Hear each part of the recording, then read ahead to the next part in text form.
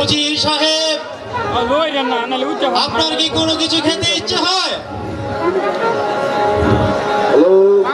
না ভাই প্রহরী, আমার কিছুই খেতে ইচ্ছে হয় না। তোমাকে আমি একটি অনুরোধ করে যাচ্ছি ভাই,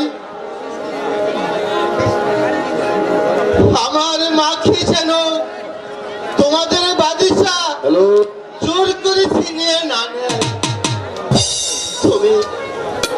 তুমি দেখে রেখো ভাই। উজির সাহেব, এখনো সময় আছে, আপনি ভেবে চিন্তে বলুন। আমি অনেক ভেবেছি ভাই প্রহরী, আমাকে